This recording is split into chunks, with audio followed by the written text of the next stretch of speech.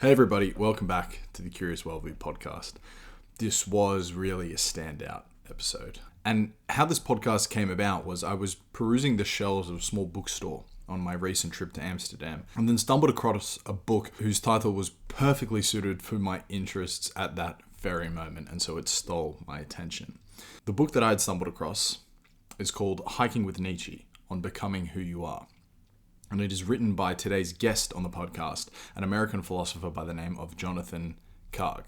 So I picked up the book and then really couldn't put it down once I had started and reached out to Jonathan as soon as it had finished. The book is a decompression on two journeys separated by about 15 years that Jonathan took to Sils Maria, which is the beautiful mountainous village in Switzerland where Nietzsche published what some would claim is his masterpiece, the fictional title, Thus Spoke Zarathustra, which is, of course, an allegory on becoming who you are. An extremely romantic message and the promise which I think drives the majority of Nietzsche's popularity with young men. John first took this journey when he was 19 and, as you will hear in the podcast, did not experience the philosophical enlightenment that he was hoping for. He then returned years later in his 30s with a wife and a child, again with the underlying hope that it was here that he might discover who he really was. But as you will see, it is not in the footsteps of someone else that you can hope to discover who you truly are. That is a path unpaved. It is untrodden. It's unique to you. And although it could well contain a concurrent route at stages from those who you admire and those who shape you, this part of the path is only a fleeting overlap. It is never wholly the same. You must walk your own path. You cannot follow Nietzsche to find out who you are. Ultimately, there is not a destination or a final point in becoming who you are as well, which I think is one of the standout messages from Carl Jung's individuation, which goes quite hand in glove with Nietzsche's idea of becoming who you are. It is a lifelong pursuit along a path that actually has no decisive ending. And in the context of hiking a mountain, which is a common allegory for individuation and becoming oneself, in the book, John beautifully surmises it this way. The higher one climbs, the more one can see. But it is also true that no matter the height, the horizon will always bend out of view. Even once you scale to the height of the mountain, the destination is still out of sight. And so in this podcast with John, you can expect to hear about some of the following. How philosophers romanticize to the point of worship, walking, Nietzsche being misinterpreted later in life, the impossible trade-off between fostering a family and pursuing one's own individual path, Nietzsche's commentary on killing one's own father, metaphorically, of course.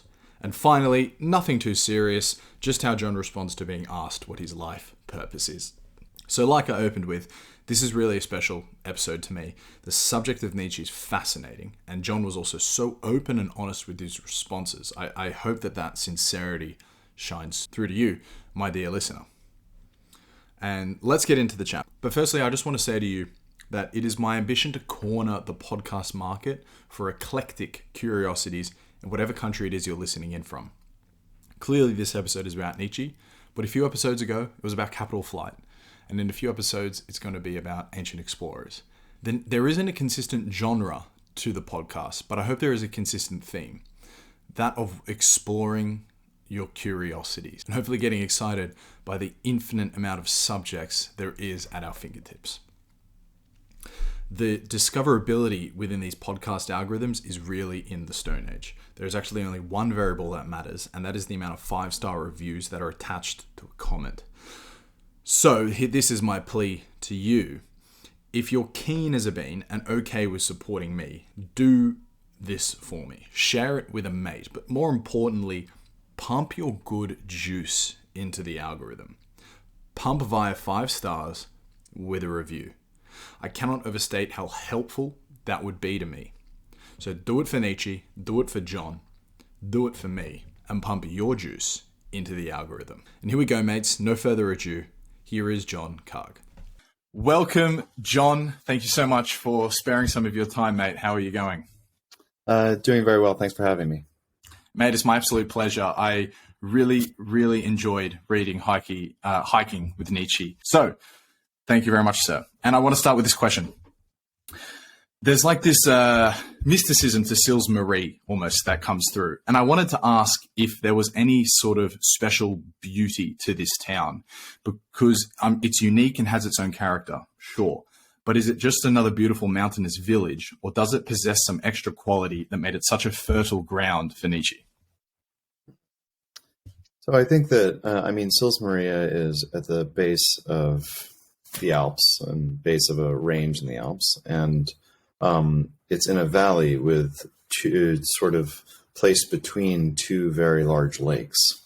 And it's unique in the sense that I've come across very few other places in the world where you can look down and you can look up and you're looking at the heavens no matter which way you go, because the lake, the lakes reflect the mountains in a way that is, I think, pretty remarkable. And I think Nietzsche's interest in the sublime, in reflection, in self-reflection, in seeing yourself in nature and against nature. All of those themes come out very clearly in Sils Maria. I'm sure that it's also the case that, like many small towns in the Alps, there's a type of bucolic safeness to the towns that you immediately leave as soon as you hit the road into the hills, and or it actually up into the mountains. And Nietzsche, quite frankly, he didn't trek to the top of many of those mountains, but he's inspired many people to do precisely that, and I was one of them. So I think Nietzsche is always interested in this sort of middle position between absolute wilderness and civilized nature, and Sils Maria is a good place to experience that middle ground. So it's absolutely beautiful, sure. And you said maybe one of the unique aspects was that it had the reflection of the water. You were always looking to the heavens, very romantic way to put it. Was there something else to it, though? And I'm trying to sort of etch into sort of a spirituality of the place that perhaps you might have tapped into while you were there, or you might speculate that other people have tapped into. I know it's an intangible question, but is it something special to it? I mean, mystics have been drawn to this place for at least 200 years. So, the question would be like, why? And I don't have any clear sense of that. But I mean, the number of searchers and seekers that have gone through Sils Maria in search of Nietzsche, in search of his ideas, Hermann Hesse, Thomas Mann, Adorno, Theodor Adorno, all of them go through Sils Maria, and a lot of them, like Hesse and Mann, have a very mystical bent to their thinking, and I believe that Nietzsche did too, in a certain way. He's regarded as this, atheistic critique of religion. But I think beneath a lot of his philosophy is this idea of striving and of spiritual striving, and what it would mean to experience life in its fullness in ways that mystics fully understand and have followed him on. So, and then I guess we can also talk about eventually the first and second trips that I took to Sils Maria, one when I was 19, the other when I was 36. Both of them had particular religious insights or insights about religion and spirituality. And whether those insights were just mine or whether they're general, I think is always the question.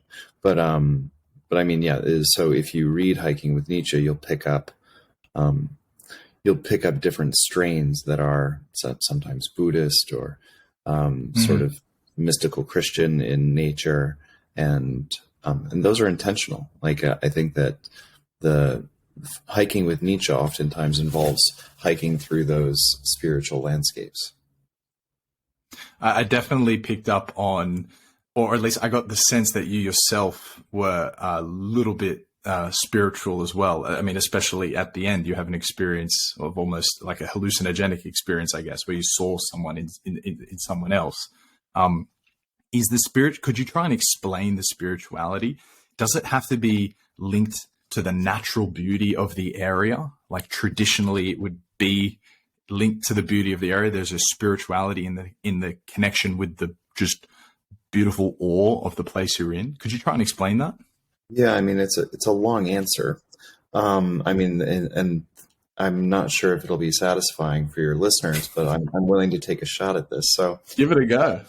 So when I was 19, I was, like many 19-year-old men, obsessed with myself.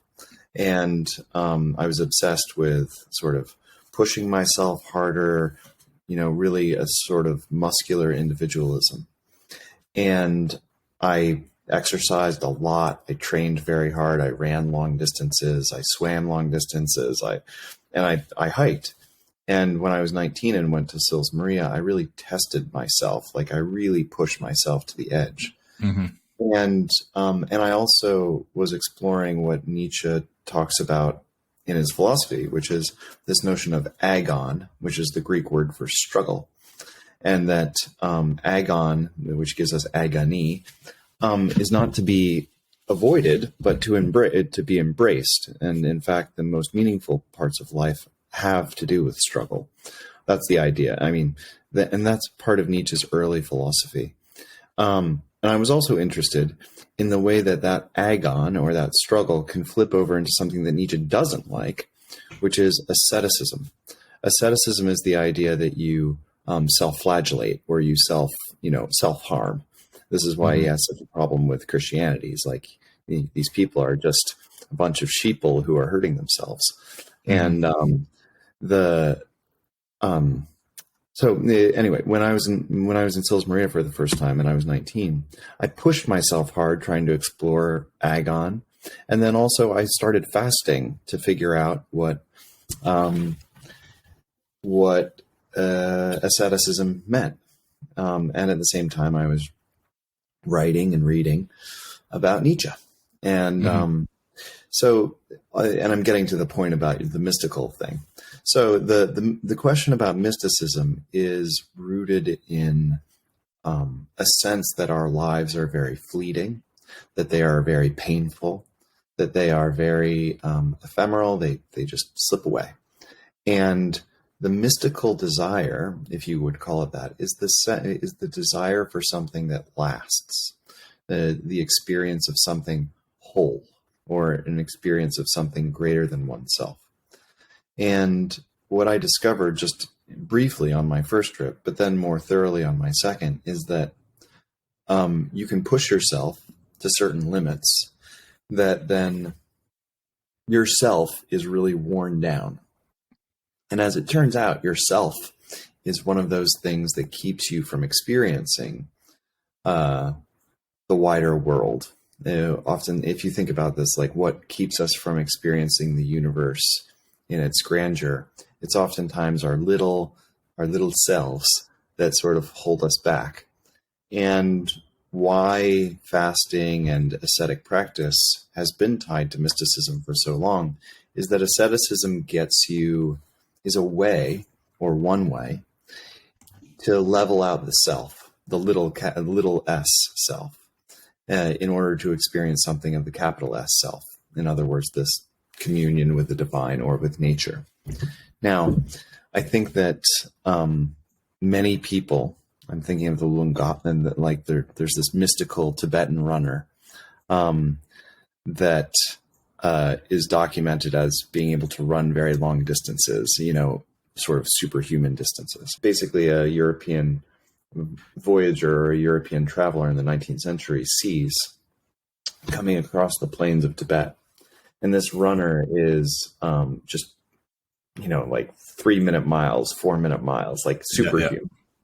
Yeah. And the amount of the physical exertion required in that type of effort also opens you up to get over yourself and connect to something, bigger than you. And the mountains invite that type of, activity, hiking, trekking, climbing. And then they also offer you, when you look up and in, or look up or look down, then you realize, oh my gosh, I am connected to something far greater than myself. Like this little S this little S self who's trying to make his way up the mountain, is not the, center of the universe. In fact, there's something far greater that you experience. So that's a very long way of kind of explaining into the mystical experience. I think you have to go through the little S self first.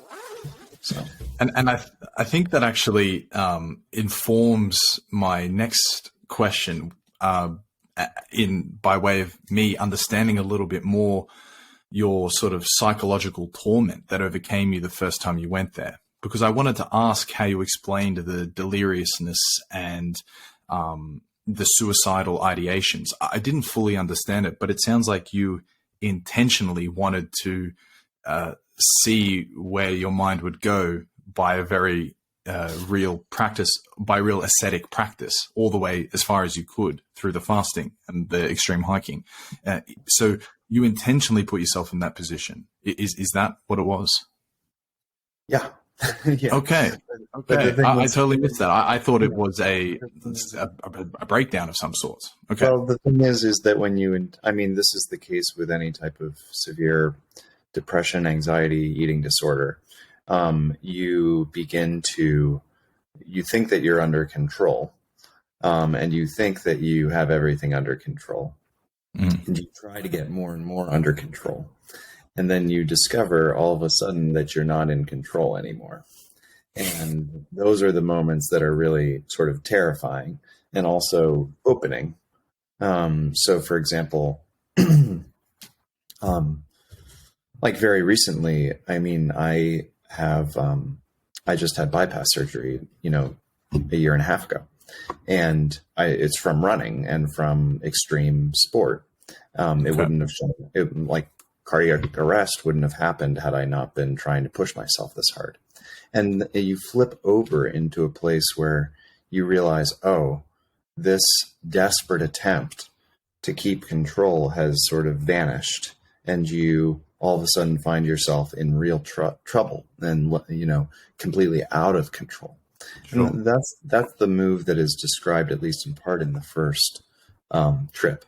This 19-year-old who was completely intent on keeping control and then falling out of control. Do you remember in that 31-day period in the Nietzsche house when that flip happened, when you no longer had intentional control over this physical exertion? Yeah, I remember several times when that occurred. One of the first times was when I got lost over the Oberdorf mountains. Yeah, and you start out on a trek like that with not very many provisions, which I did not. I was just being pointedly stupid. Yeah. And you start out thinking you can master things. And then as the day progresses and as the night comes in, you realize, oh, like I'm lost, first of all. Mm-hmm. Second of all, I'm really tired. Third of all, I can't find anywhere comfortable to sleep. And all of a sudden you've started out the day, in good fettle. And by the end of, by the middle of the night, you are completely lost. Mm-hmm. And so that's one example. There are many examples. Whenever you go on a very, very long run, which I did a lot when I was out there, and have to deal with altitude sickness, altitude changes. You start off feeling quite good. You push, and then for me at least, there's this experience of, oh, I've now flipped over into not just fatigue, but I'm controlled by something other than myself. Or rather, I'm being controlled by my physicality and my relationship to nature. My brain is not in control anymore. So there are many points. I'm more thinking with the fasting specifically, because when you take that incredibly ambitious hike over the mountains, it can always just be explained as a an immature hubris. Like, I can tackle it. This is no problem. But then you get into the situation, maybe you have regrets on it. But with fasting, for me, it seems like just such a repeatedly intentional thing to do. And having known someone very close to me with an eating disorder, I can, what she has said is basically that it gets to the point where the control that you have over it is the reason you're doing it, like no other external factor. But the reasons you get into it are for different reasons. That could be another way of describing that switch. But because the fasting took you over such a longer time, interspersed with the extreme running, the extreme hiking, I wonder was there a specific moment where you realized you were no longer in control over your need to eat? Or, yeah. Man, Ryan, you don't ask the easy questions, do you? Which is good. I'm sorry, mate.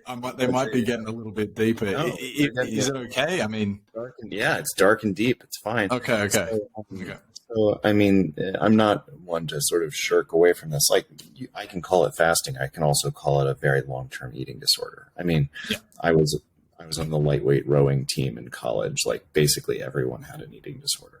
So, so it's basically, but it is similar to this type of ascetic practice that you find in mystics, which is at some point the obsession, you're no longer in control of the action. The obsession itself is what is keeping things running or going. And there's this story from the New Testament about Jesus and the demoniac, which I think either I mentioned in Hiking with Nietzsche or in the next book that I wrote, Sick Souls, Healthy Minds. Soren Kierkegaard, the Danish philosopher, talks about the demonic or the demoniac. The demoniac is this guy who's cutting himself with stones, right? And he's chained up in a corner, and Jesus comes up and says, "Hey, I'd like to let you go. I'd like to help you. Right? Can I help you?" And he's like, "Go." And the demoniac is like, "Go away," because he finds comfort in this little repeated process of self-flagellation. And Jesus is like, "No, I'm going to help you." So he exorcises the demons, the demoniac, is released. But the main upshot of that story is that, like, we find little ways, little obsessions, little ways to control the suffering of our lives and make the suffering our own. And the scariest part of life sometimes is to let go of those self-soothing mechanisms where we think that we're dealing with our suffering adequately, but in fact, we're just turning ourselves into the demonic or the demoniac. And I think that that's also what I was struggling with in the first trip, and also then in the second trip as well. I mean, I was restricting eating and, running too much in the second trip too. So, yeah, you got in trouble from the missus a few times there. Yeah. And she's no longer the missus. Yeah. So, I mean, the story in Hiking with Nietzsche is, the point of becoming who the subtitle is Becoming Who You Are, right? Mm-hmm. Well, when you write a memoir like that one, and you detail a trip to Sils Maria with your, at the time, our 5-year-old and my partner at the time, your life then continues on beyond the book. Mm-hmm. And so people come up to me and they say, like, "How's Carol?" And I'm like, we're not together. And I'm with my wife, Kathleen, and we have a son and a daughter. And so life, one of the lessons of Hiking with Nietzsche is that it's not over, right? The process of becoming isn't this like one time and done thing, right? It's this process and this ongoing one that's ever not quite. And that's the message of the end of Hiking with Nietzsche, and the end that is only a beginning. Yeah. And a beautiful line from the book that I think encapsulates what you just said, in other words, was, "The higher one climbs, the more one can see. But it is also true that no matter the height, the horizon always bends out of view." No matter how high you climb, the horizon is always out of view. Basically, it's the journey. There's no end point. It is always a pursuit of whatever the final destination is, I guess. I mean, there's this Buddhist sort of icon that I mentioned at the end of the book called the three rabbits. And it's these three rabbits who are chasing each other in circles. And this is the idea of becoming, and it's never ending. And right. And you don't just go in circles. I mean, but there is this sense that you're not going to get an end to it. And if you look at the little ornaments within Hiking with Nietzsche, they're those three rabbits. So, yeah. Nietzsche was an incredibly sickly man and struggled his entire life with his health.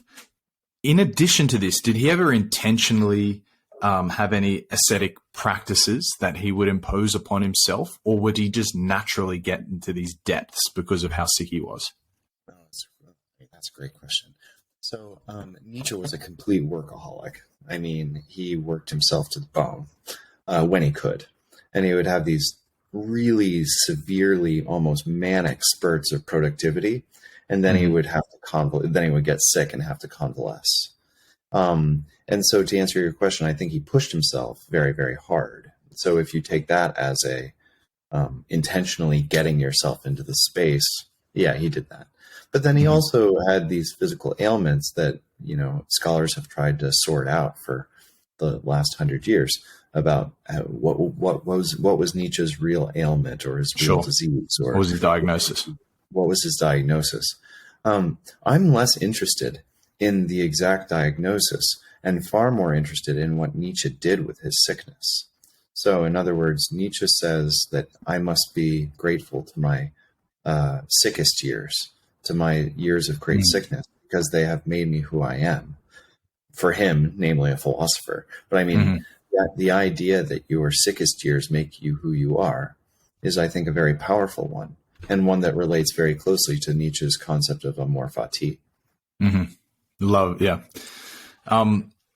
A word very often associated with Nietzsche is misunderstood. There are people always going on about how misunderstood he is. I thought you had and this will make sense, but I thought you had a terrific definition of irony, where you wrote that irony allows one to say two things at once, indeed to express two mutually exclusive realities in a single utterance. Speaking of Nietzsche being misunderstood, in some of the chapter headings for Ecce Homo, which were written after the horse incident, so he was really in the depths of his mental decline, there are chapter titles such as Why Am I So Clever? Why Do I Write So Good? Things along these lines. Now, you are certain that I shouldn't say whether you were certain or not, but in the book, you confidently assert that these are ironic. These chapter titles are ironic, and Nietzsche did not, in fact, see himself as the greatest philosopher of all time. But recognizing this as irony suggests he had more faculty than we might otherwise believe so. How do you conclude that this is irony with the context of Nietzsche being misunderstood? Do you think there are instances of irony within his work that have been taken literally, therefore confusing the radically different interpretations of the man? Yeah. I do. And there are many different questions in there. Let me see if I can pull out a couple. So the first issue might be one about, to what extent does Nietzsche actually think that he's the best writer of all time, which he says in Ecce Homo. And as you rightly say, near the end of his life, where, his faculties seem to have lost, he seems to have lost many of his faculties. I think that you can track Nietzsche's bombast, his bombast, his really grand claims to fame, as Nietzsche did believe that he should have been more popular than he was during his life. That's 100% clear. He wanted his books and thought his books should be read and should be published. That is 100% clear. So he's arrogant. He has a pretty big dose of arrogance or of entitlement. Yeah, he thought he was better than a lot of people, objectively better. Yeah, and probably because he was. But I mean, and in some respects, right? But he also has this incredible self-loathing, and the sense that he's, a nobody, and that he doesn't deserve very much, and that he's pretty worthless at certain times in his life. So I think that the claims like I am the best, right, need to be read against the descriptions of self-loathing that he has in his earlier life, when he really did have his faculties together. Yeah. And I don't say this in the book explicitly, but I'm also really interested in the way that Nietzsche tells us. He's usually interpreted as getting up on a soapbox and saying, you should be an individual, right? And the ironic move of this is to, like, if you have somebody up on a soapbox telling you to be an individual, Mm-hmm. like, then what? You're supposed to simply conform to that teacher's request. Mm-hmm. That move is demonstrated again and again and again in Nietzsche's work. And it's a move that Socrates himself makes, which is why Kierkegaard and Nietzsche were interested in Socrates, I think, at least in part. And I think what we see Nietzsche doing is telling us to be an individual and asking us to accuse him of being a hypocrite. And I think Nietzsche wants us to get over him, to move forward, right? And one way of doing that is to undermine himself in our eyes, to make him susceptible to certain types of claims, to make himself vulnerable. And I think while I don't think that any artist knows fully what they're up to. But I do think that Nietzsche had some glimmer about what he was up to with the method of his writing. Hence the ironic, otherwise interpreted as literal arrogance in the headings. Yes. And I mean, like, for example, there's this moment where Nietzsche says, we must make war, not peace, right? I want to wage war. Yeah. And this, yes, I mean, should he have been more wise with his words, like thinking that he'd be appropriated by fascists, militaristic fascists? Yes, he should have. Did he actually endorse anything like anti-Semitism or fascism? Absolutely not. His sister did, and his sister's husband did, but Nietzsche never did. When he's saying make war, I mean, the greatest adversary that Nietzsche wants us to take on is ourselves, right? I mean, he wants us to come face to face with ourselves. And I think that's the difficulty for him. Yeah. And that's also the incredibly romantic message, which is why he endures so well, and others like Carl Jung and his idea of individuation just resonates so much and endures so much as well. But yeah, Nietzsche was a man of hyperbole, as you say, like make war, not peace. And I guess in doing that, he was playing with the trade-off of how memorable, quotable, dramatic can I be, as well as what can I actually say. I guess if you add a little nuance at the end of that, the punchiness of the aphorism just falls right away.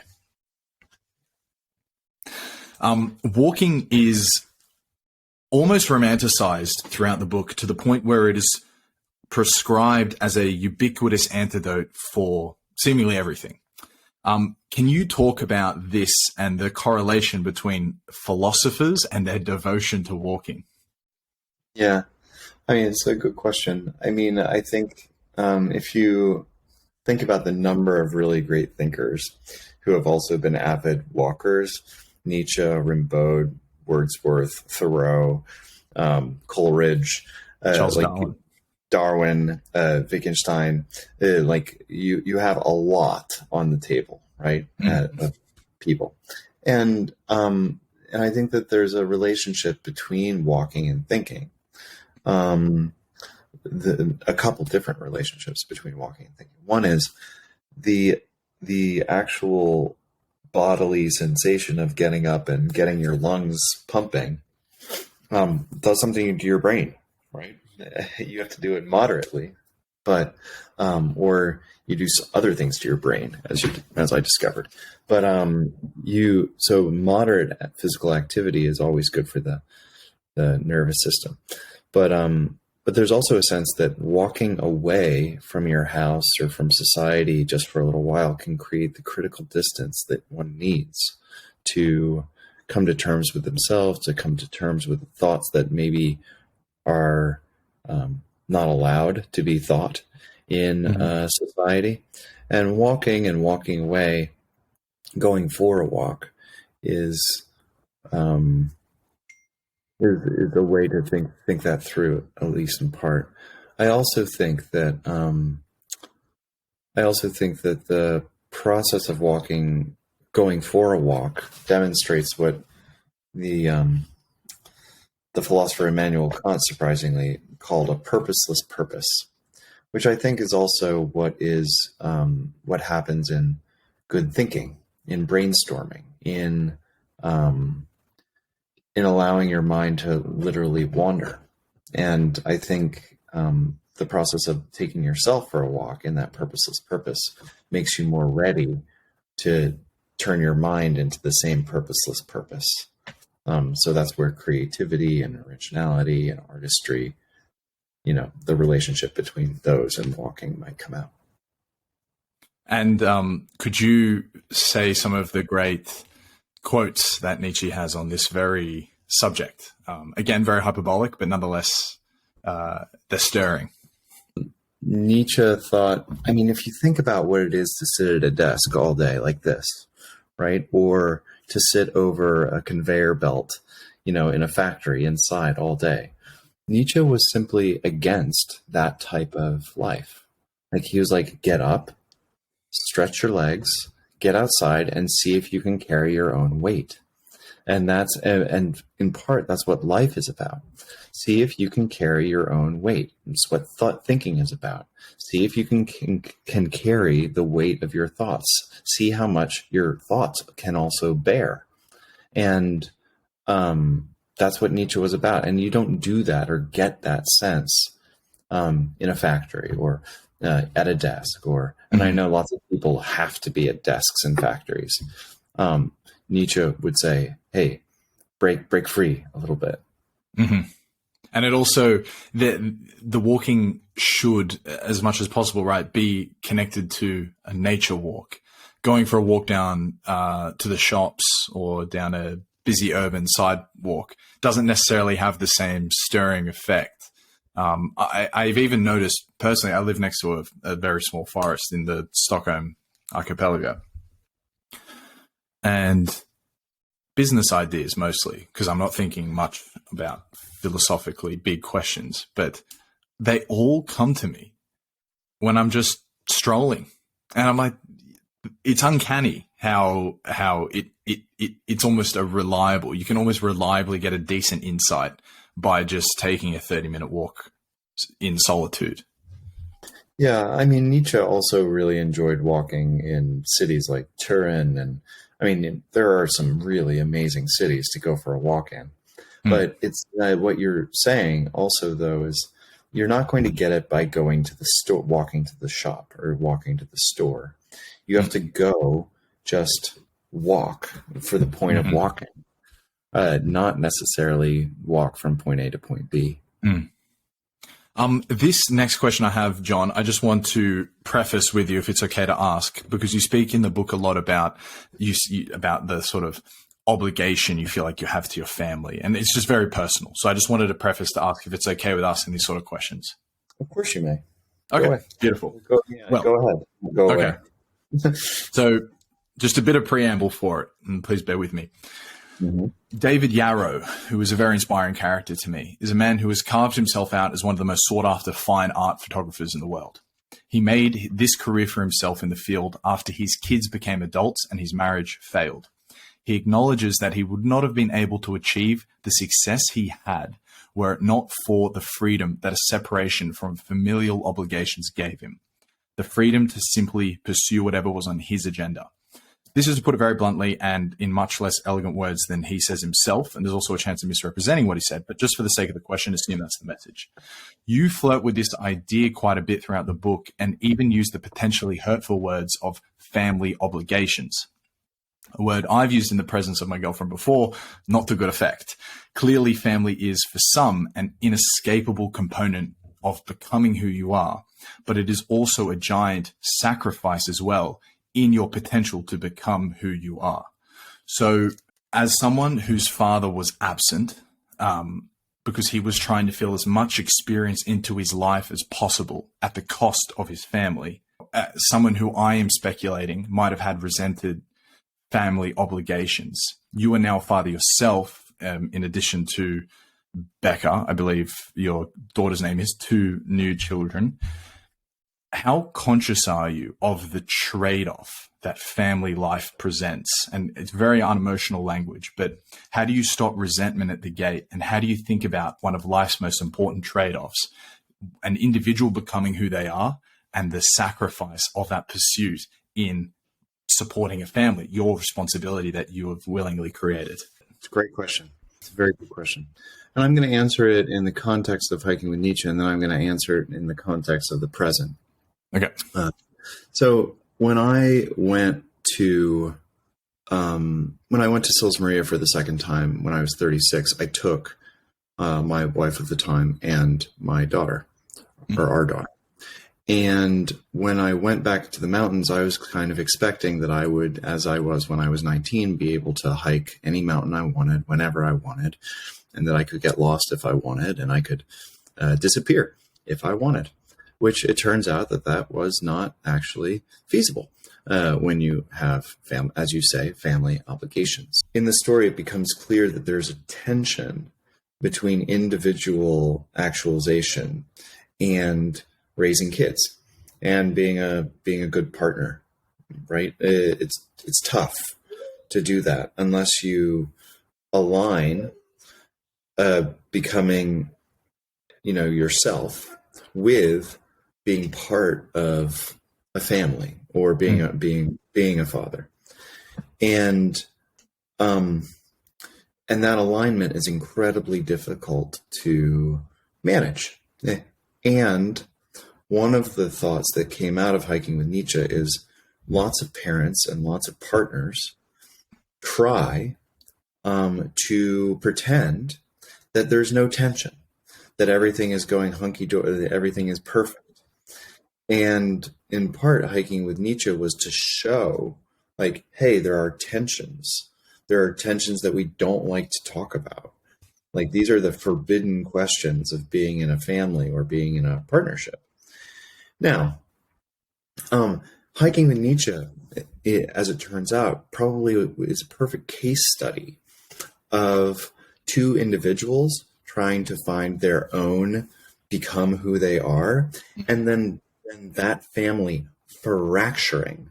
Like, you don't see that in the book, but that's how the story of hiking with Nietzsche ended, right? And it didn't turn out. I mean, there's the sense that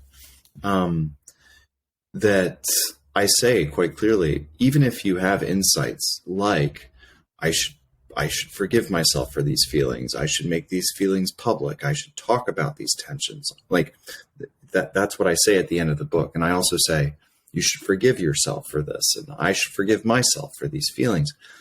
You don't end up, as I say, a Buddhist monk with perfect relationships or being a perfect parent. It doesn't happen. No. And in fact, it didn't happen in a huge way, right? I mean, I was so interested in my own self-actualization. I didn't realize that my partner of the time was actualizing herself in all sorts of ways outside of the marriage. And I didn't realize that, but that's what was happening. And then 2 years later, the family just went, poof. Now, since then, I've come to a better realization about the tensions between self-actualization and being a family member or being a father. At least in part because I was on the receiving end of feeling like, Like I was in the position of saying, hey, you're actualizing yourself and you're forgetting about all your family obligations, to my partner in Hiking with Nietzsche. I eventually came to say that to her, right? Like, hey, you're the one who's leaving. Like, what's up? And now that now that I've gone through that process, I now am in a position where I can say, hey, I am now in another marriage. I've been, I'm married to a woman named Kathleen, and we have 2 kids. And there's a sense of getting older and realizing, oh, like this tension that I'm feeling, right, about becoming myself, what I have to remember is that everyone around me who's an adult is also trying to do this, right? And it's not just me. Like, I'm not the center of, like I am not the ruler of my cranial-sized universe. Like, everyone else is trying to do this. And I think that realization makes it a little bit easier to understand the process of becoming as being cooperative. And I mean,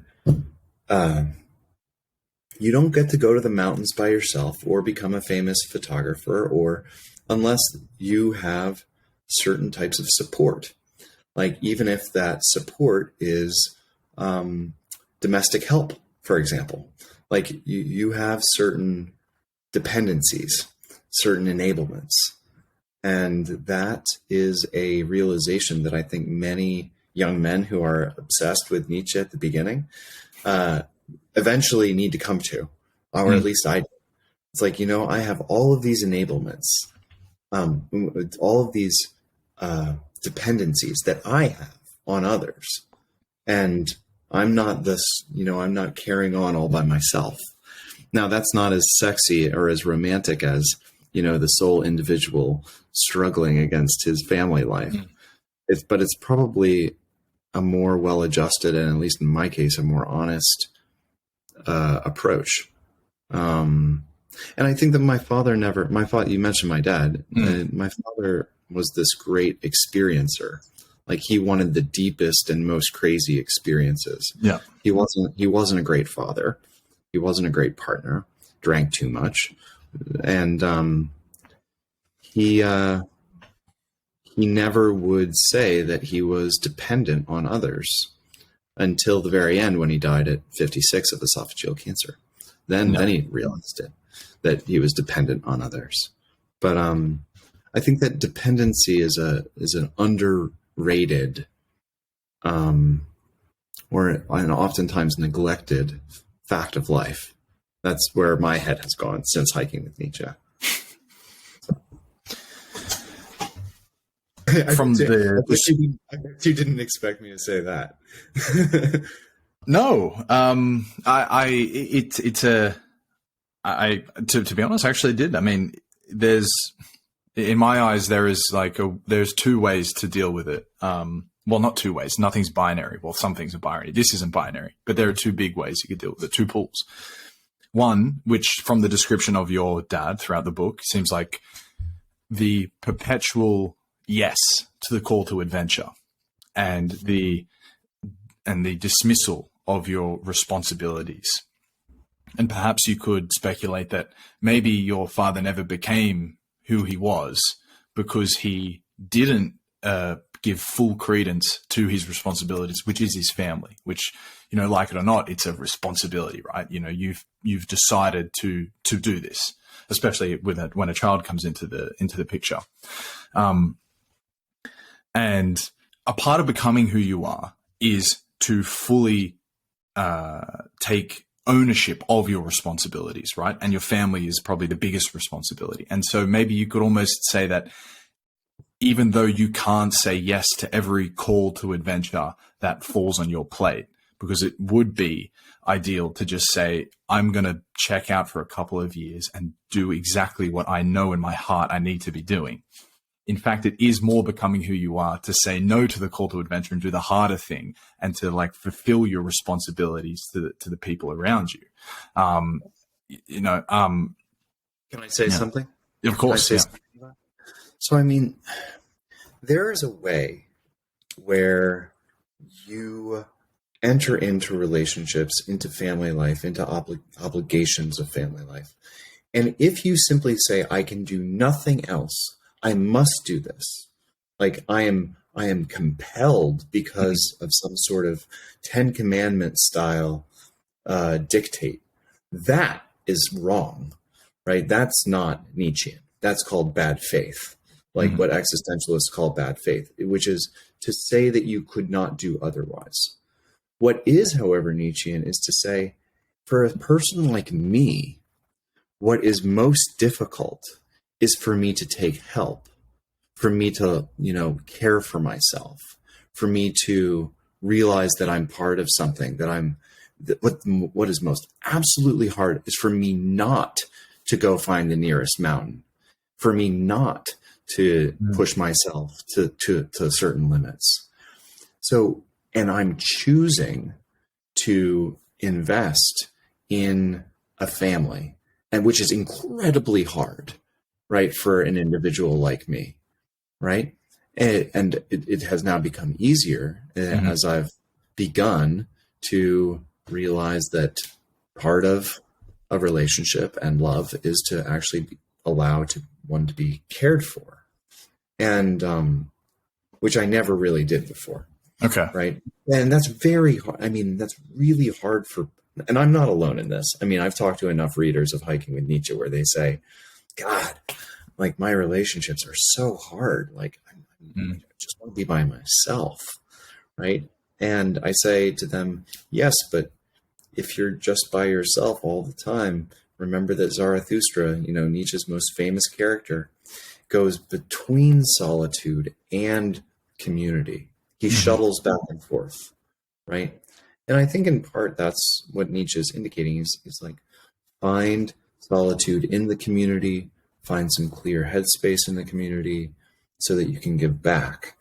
And then, I mean, honestly, sometimes you do need to take a little bit of geographic space. But I think I've taken enough geographic space in my life that I need to stay in the community a little bit more.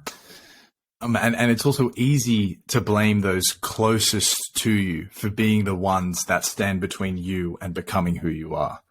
That's, I'm sure, a phenomenon you've experienced personally, but also with readers of Hiking with Nietzsche as well. You get told this idea from a philosopher that you start to romanticize that you could in fact be everything that you could be. And you start taking measures of your life. Well, what is, stopping me from this? Oh, maybe it's my partner, maybe it's my family, maybe it's my friends, maybe it's my job.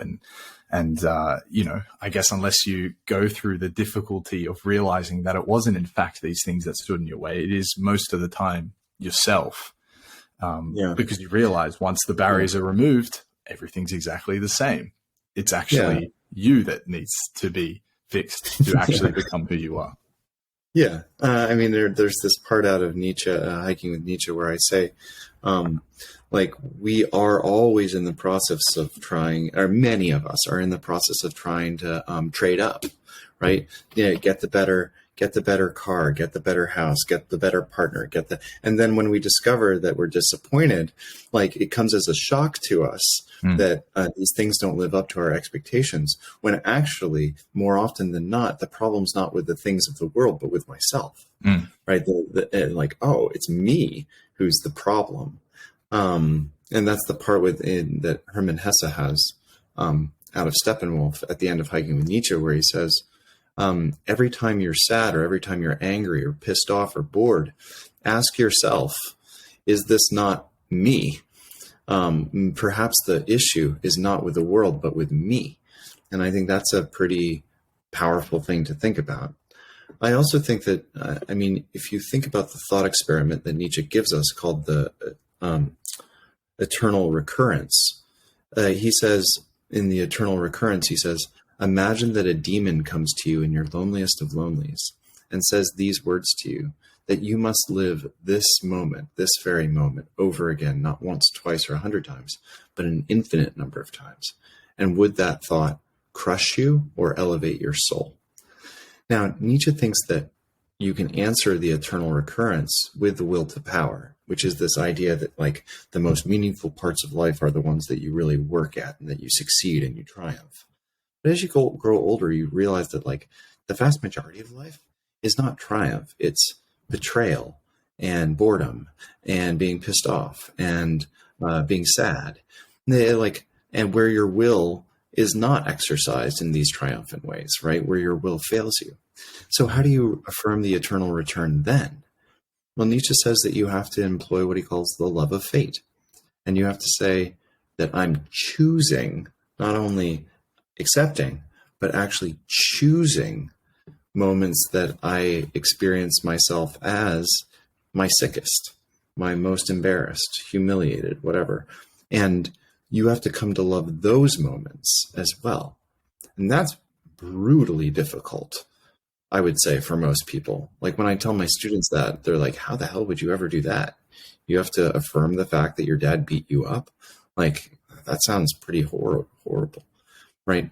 But if you don't do that, think about what it would be to be strong enough to see those moments of great sickness or embarrassment or pain as something that made you who you are, and to wrap those moments into who you are and affirm your life on the whole.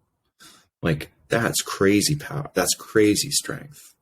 It's not just acceptance. It's not like, oh, I just bear it. But you say, I've used those moments to make me who I am. I think it's a hard thought for Nietzsche, or for anyone. Yeah, for anyone to try. I mean, but that's also inherently wrapped inside the core sort of struggle ethos that Nietzsche wants us to adopt as well, isn't it? I have to make a strategic decision here. Is there any chance I could take 5 extra minutes from you? Yeah, take 10. You can take 10 more. Okay, it's fine. Cool. I feel like you've deviated. Go for it. In that case, I'd like you to talk to me about Nietzsche's idea of killing one's father. So Nietzsche clearly stepped out from his own biological father's shadow, who was a extremely devout Lutheran. And he stepped out of his biological father's shadow by trying to supplement his father's morality with his own morality, as strong an act of rebellion as probably he could have mustered. But then he had an adopted father figure who at the beginning was the answer, so much the answer that Nietzsche wrote a book suggesting that his work was the answer, to the point where he's absolutely betrayed by this man, and it's Wagner, the famous composer. In a line from the book, Hiking with Nietzsche, and this isn't your words, it's you quoting someone, but you're right, there is a warning that a son should be careful not to surpass his father's stature. And so this idea of killing your father is sort of popularized, right? And it doesn't literally mean it, clearly. But I would like you to answer what Nietzsche meant by that. Sure. I mean, his relationship with Wagner is pretty complex. I mean, on one level, he was drawn to Wagner's romanticism, this idea that a person can find themselves in nature and, that you could be free as an individual, this romantic idea. But the way that Wagner actually lived his life wasn't romantic. It was very decadent. It was big parties and a lot of grandeur for Wagner, for his reputation. And Wagner surrounded himself with a bunch of hero worshippers. And Nietzsche, for a time, was one of them, and thought that Wagner's music and his ideas would actually change Europe and change Europeans' lives for the good. But as Nietzsche becomes more and more a hero worshiper, he realizes that this process of devoting yourself to one man, Wagner, is actually inhibiting his own life. And so he has to, in classic form, kill the father, and in order to become his own adult, his own thinker. And this was true. I mean, Nietzsche overcame romanticism, and his existentialism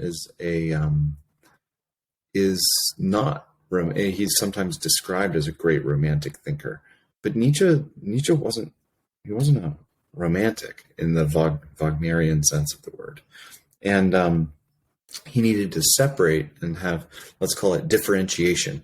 We call it, so, you want to differentiate from your parents in order to become an adult. That's what he meant. Yeah. Now, Wagner punished him for that differentiation and tried to punish him for that differentiation, like any bad father would do. So,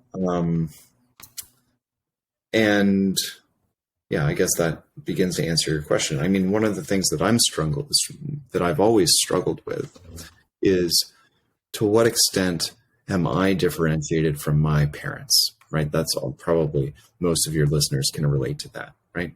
And then when you have kids, the question is, to what extent should I differentiate from my kids or allow them to differentiate from me? And that's the process of, killing your parents, is separating off. I mean, Henry David Thoreau has this amazing line in this lecture or his essay called Walking, where he says, in order to take a walk, you need to be ready to leave family, husband, wife, house, nation, everything, and go for a walk. You need to be able to differentiate yourself in order to just go for a walk. Nietzsche is saying something similar, just about becoming who he is as a philosopher.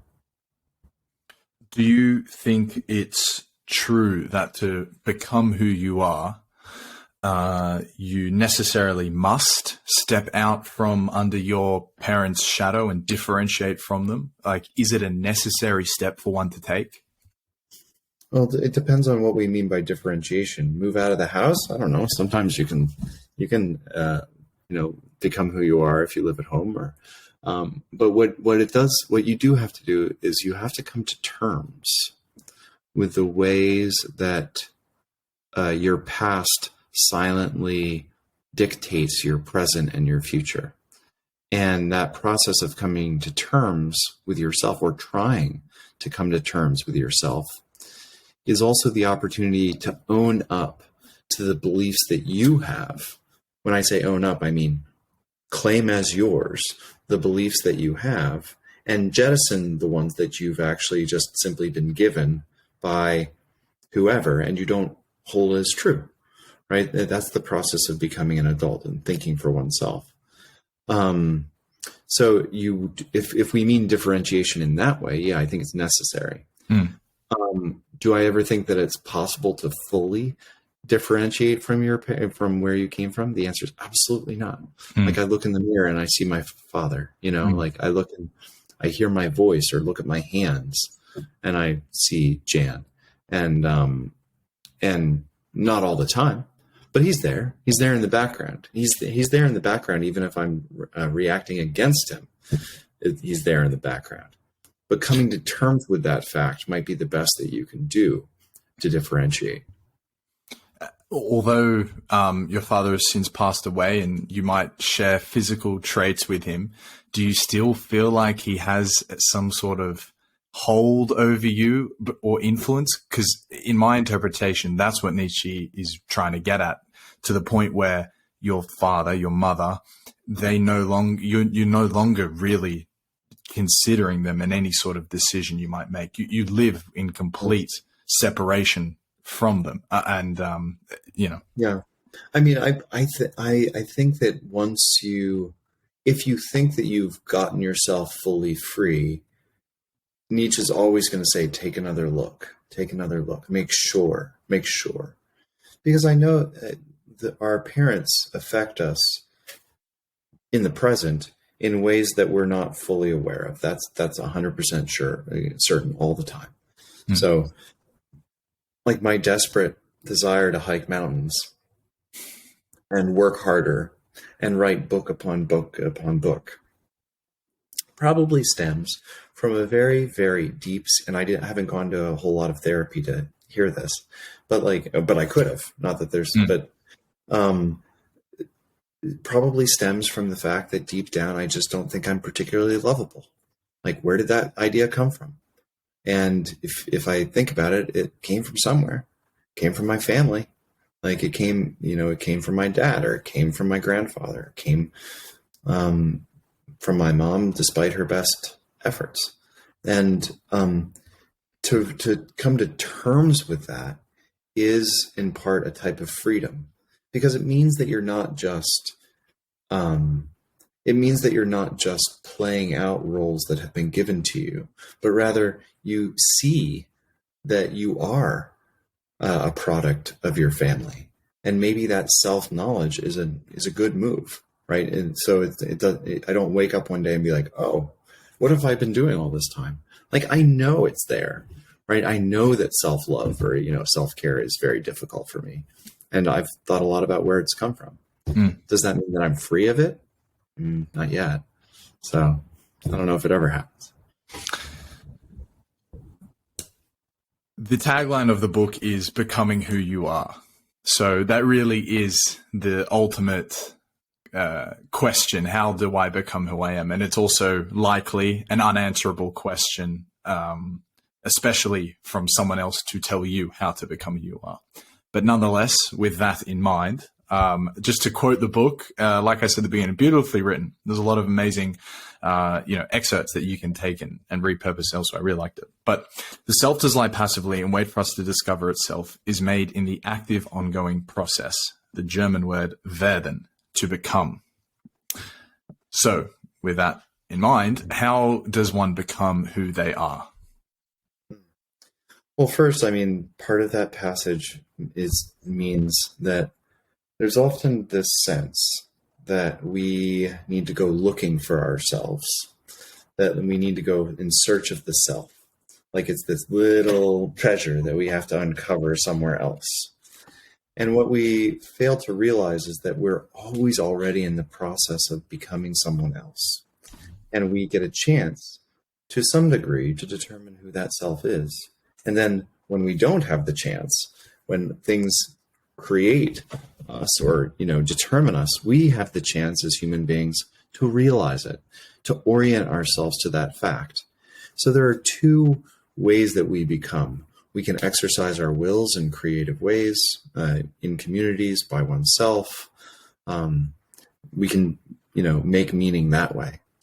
You can also make meaning not through this active use of will, where you can become yourself, not simply by changing your circumstances, doing something differently, continually, remaking yourself, recasting yourself, going to the gym, going to work, going to family life, like doing things.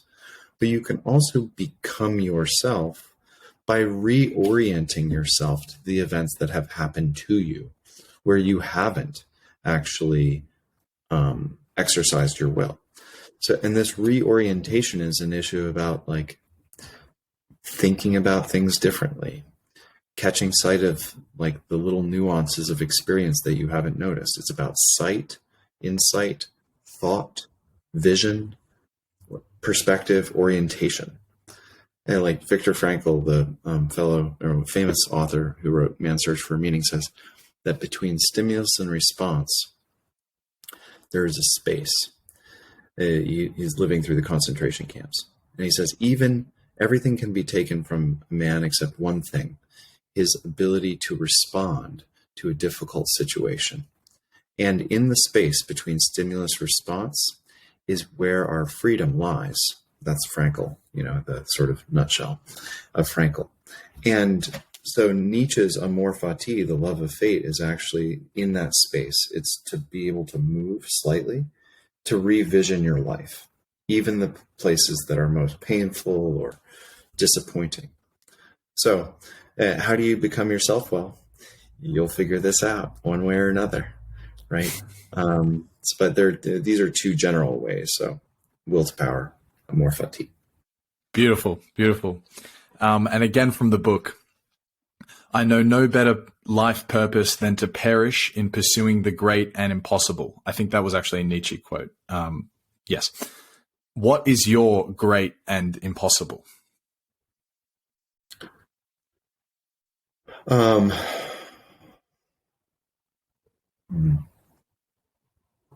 is a very good question.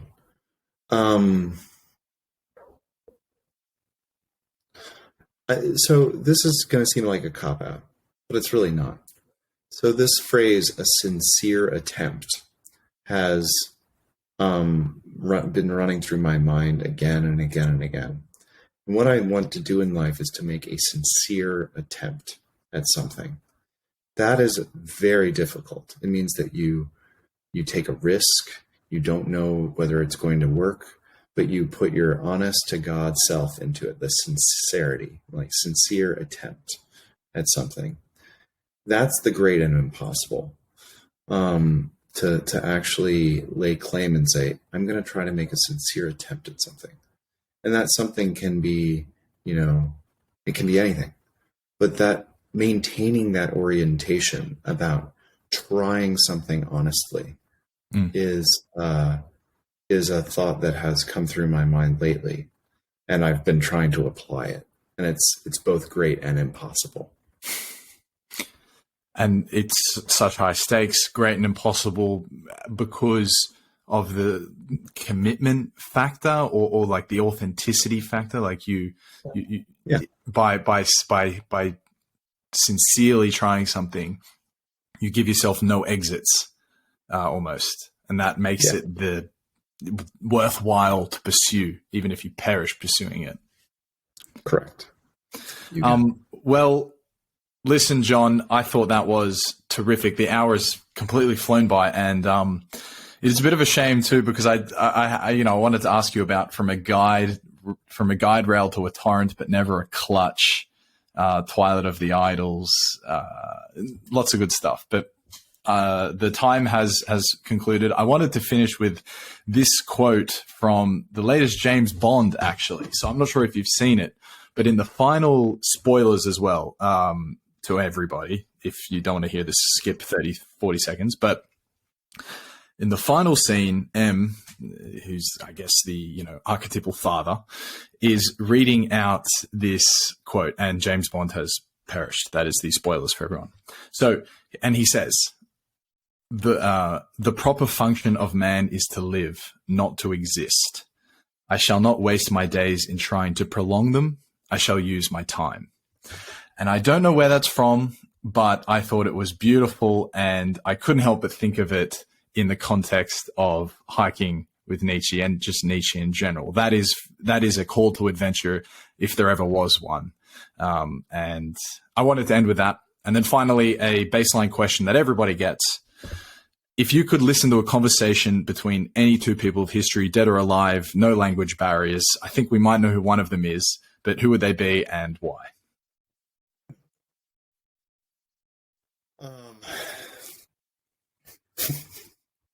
Jesus and Socrates.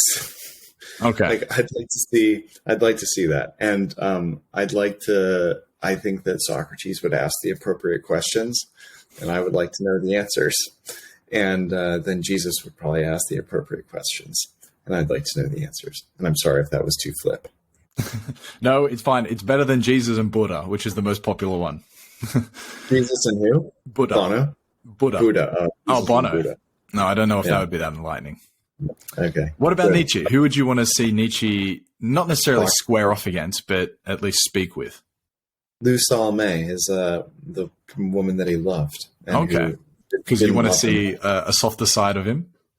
Oh, no, because I want to see the fireworks. You kidding? Okay. All right. Well, it's been an absolute pleasure. Thank you very much. Really. I thank you very much. I really enjoyed it.